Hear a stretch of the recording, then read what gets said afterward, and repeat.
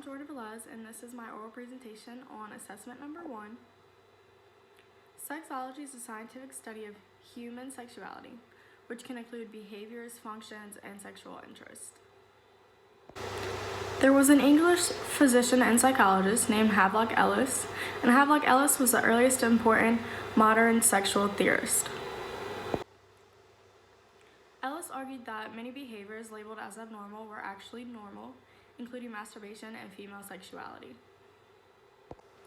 Lastly, Havelock Ellis documented women have sexual drives and desires no less intense than those of men. Alfred Kinsey was a biologist, and his research revealed how humans behave sexually, and he declared sexual behavior among human beings. I am going to be going over female anatomy now, and the first female part I will be going over is the clitoris, which is considered the center of sexual arousal, and this area has a high concentration of sensory nerve endings. Because there are so many nerve endings in this area, it is sensitive to stimulation, and this area is located right under the point where the inner labia meet and the clitoral hood meet. Now I will be going over the labia majora and the labia minora. The labia majora is known as the outer lips, and they are two folds of spongy flesh, and the labia minora is known as the inner lips. The inner lips are smaller folds which enclose the urethral and vaginal openings, and they can vary in size and shape from woman to woman. The urethra transports urine that was stored in the bladder and makes it go to the outside of the body. Next, for female anatomy, we have the vagina, and it is the flexible muscular structure that extends back and upward from the vaginal opening. The vagina is a very important structure the female has, and the most important function it has is that it's the birth canal through which a baby is born. It is also important because it allows the menstrual flow to go and encompasses the penis during sexual arousal and intercourse. Next, we have the perineum, which is located below the pelvic diaphragm and between the legs, and this area includes the anus and the vagina. On each side of the uterus, there is one pair of ovaries, and this organ produces gametes, and gametes are the cells needed for sexual reproduction, and the gametes for females are called ova. Next, we have the fallopian tubes, and they're at the top of the uterus. There's one on each side, and they are known as the uterine tubes. The fallopian tubes is a structure that transports sperm toward the egg, which is released by the ovary. The uterus, also known as a womb, is the hollow, thick-walled organ which is held in the pelvic cavity. The uterus can expand during pregnancy, and it can get to the size of a volleyball or even larger. The cervix allows menstrual flow and directs sperm towards the uterus. Next, we have the endometrium, which, as hormonal changes occur in the body during the menstrual cycle, the tissue is built up and then it sheds. Overall, all organs have a function and a purpose, so female sex organs are served for a reproductive purpose, as well as giving pleasure, bonding relationships, and attracting sexual partners.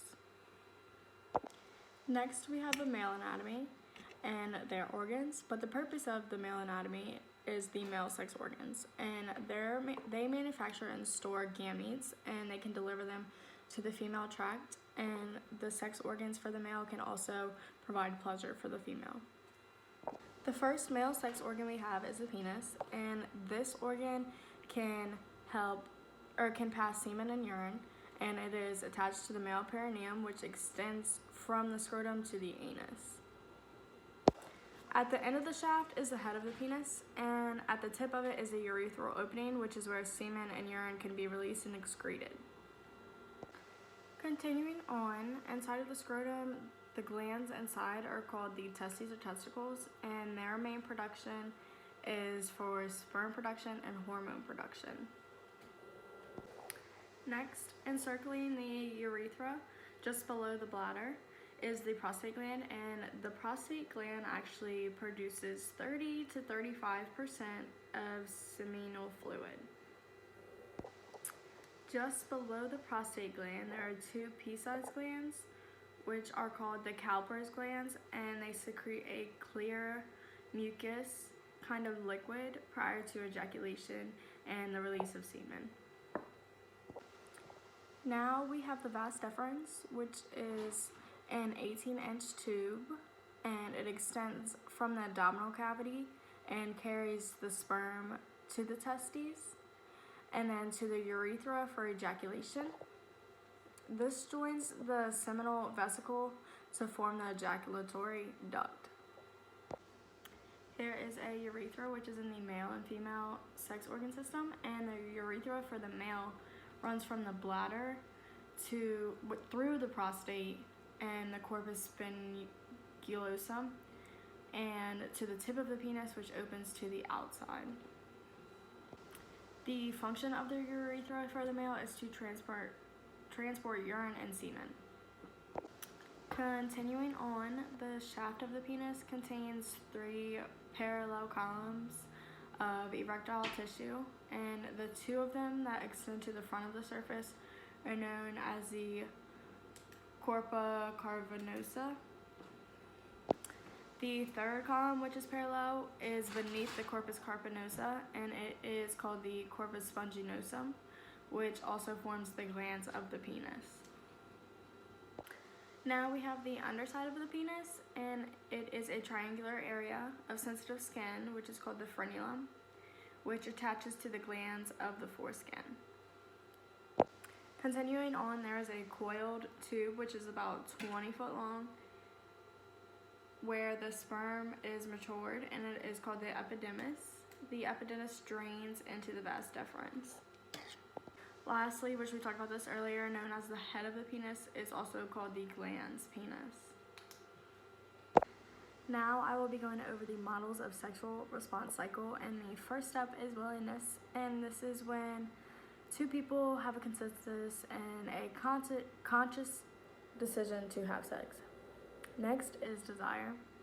This is when thoughts start to form, the erotic feeling, fantasies, and all this happens, and eventually you want to seek gratification.